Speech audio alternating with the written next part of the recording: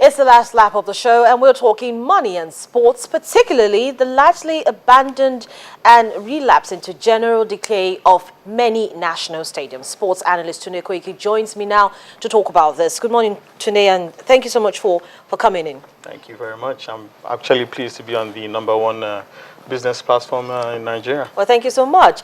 Now, let's talk about generating revenue from the national stadiums. Why are Nigeria's stadiums, in general state of disuse and from what we see largely unkempt? That's a big question, and the truth is there are so many reasons. One, the desire behind building the stadiums themselves. Were they right? Were they proper? Did we need those stadiums in those cities or those locations? Two, the designs of the stadiums are also particularly faulty. The kind of stadiums we build in Nigeria are not people-friendly, are not family-friendly. They are not destinations, in quotes. And because of that, those two factors, one, the location, two, the design, and also three, the fact that we pay a lot of lip service to actually actively loving sport. If I say I want to host a football tournament in Nigeria now and I'm bringing in Kanu, I'm bringing in Okocha, the next question you hear friends would probably tell me, can I get a free ticket? Which is a problem. No one wants to add value to what it is that you are doing. And once there is no value to it, there's going to be difficulty in raising revenue. You have a 60,000 capacity stadium in Abuja. If you charge a minimum of 500 naira per seat, that is 30 million on match day. And if you have 5 of such days or 2 of such days in a month, that's 60 million, which is more than enough, I believe, in running that stadium and keeping it profitable. But when you have the stadium that is abandoned maybe for 3 years, you don't know when the next game is going to be played, there will be issues. So those are the myriad of issues that I can think of at the top of my head. So apart from the fact that we have stadiums that are built that are not user-friendly, so to speak, what other factors do you think is responsible for the largely, lack of usage of those facilities? Well, apart from the ones I mentioned, also the fact that the way we've structured our sports in Nigeria is very faulty. We pay lip service to it. Sports is more like an afterthought, not an active part of the Nigerian life or Nigerian society. I mean, like I said, if you have a stadium and you have programs that are booked maybe on a monthly basis, a weekly basis, a quarterly basis. Maybe you know that every month you have the All Nigeria Schools Championships or the All Lagos State Schools Championships that are scheduled to be held in that stadium. Then you now begin to drive traffic towards it. Another thing I think you should actually talk about is where the stadiums are situated. Let's take the one in Lagos, for instance. We have the National Stadium in Surulere. Yeah. It's strategically situated, which means it's easily accessible by everyone. But we still do not see like a high influx of people to that stadium. The case of the National Stadium of Surulere is a very sad one, absolutely sad, because in my opinion it's a gold mine waiting to be tapped, and no one has seen the possibilities of that stadium for what it is, and until someone does that, it will continue to remain a drain pipe on government coffers. So many ministers have come over time and visited and said, oh, we'll do this and do that. Nobody does anything. Because it's difficult for government to actively be engaged in redeveloping the stadium for the kind of use that it's meant for. Only the private sector can't do that. Yes, the government will always continue to have the upper hand in building stadiums, but in running stadiums, it is the private sector that should do that. Exactly. And you have to redevelop that stadium in order to make it a destination, make it a place of interest, not for only individuals, but families and businesses, and can attract value to it. But what we're seeing right now on screen today is the visuals from the Uyo Township Stadium.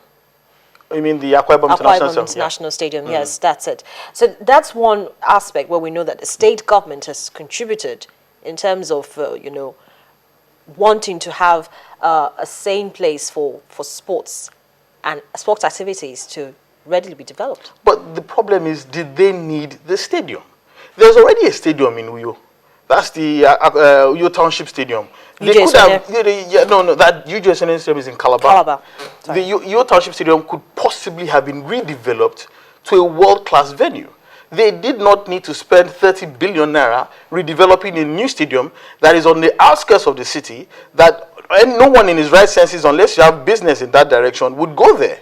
So, like that's what I said about the location of our stadiums are also very faulty. Look at the Abuja National Stadium. It's on the way to the international airport, and from the city center international airport to the international airport will cost you an average of 5,000 naira to get to the stadium. So why would I want to spend 5,000 naira to get to the stadium to buy a ticket of 500 naira and spend 5,000 naira back? That doesn't make economic sense.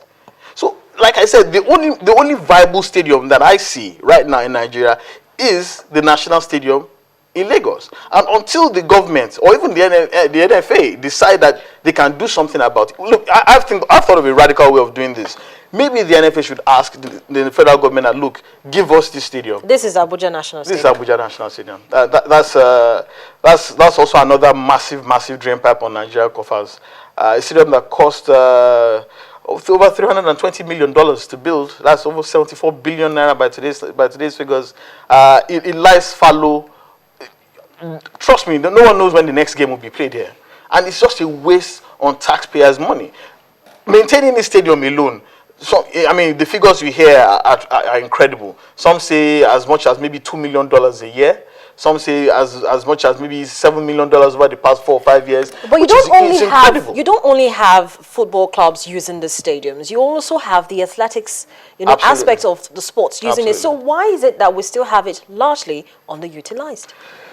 Like I said, it still goes back to what I said initially about how our stadiums are built, where they are built, and for what purpose they are built. When we say how they are built, the architectural design of our stadiums are deeply flawed. Look at the Business National Stadium in Beijing that was used for the 2008 Olympics. That stadium too is a monumental failure in terms of attracting sporting activities to it. But surprisingly, that stadium still remains profitable. Why? Because it is estimated that between 20,000 and 30,000 people a day visit that stadium in order to gaze at its architectural masterpiece.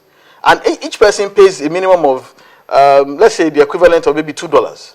So that stadium, despite just sitting there, no games are being played, is generating money. But why would I want to go and look at the Abuja National Stadium? There's nothing unique about it. In fact, I'd go as far as to say that stadium looks very distinctly like the copy of an existing stadium in Stuttgart. And some will even say that's even a poor copy of that stadium. So the kind of stadiums that we built, okay, let's look at the stadium that was in Lisbon. It was built in the same year as the Abuja National Stadium. That stadium recently won the most beautiful stadium award in Europe in 2014 and an online poll. This is one of the stadiums that was used during the Rio at the 2014 FIFA World Cup. It's preparations actually. Exactly. So the problem with stadiums all over the world is still the same thing. What do you do with these stadiums after the tournament has come and gone?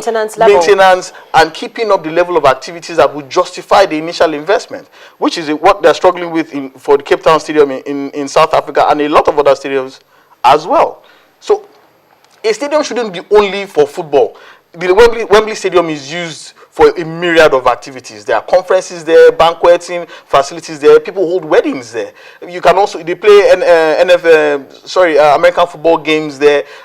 International friendlies are played there. You can even hire the stadium out for use. So that stadium, even if it's not football, is not being played by the English national team, it is generating money. How much money?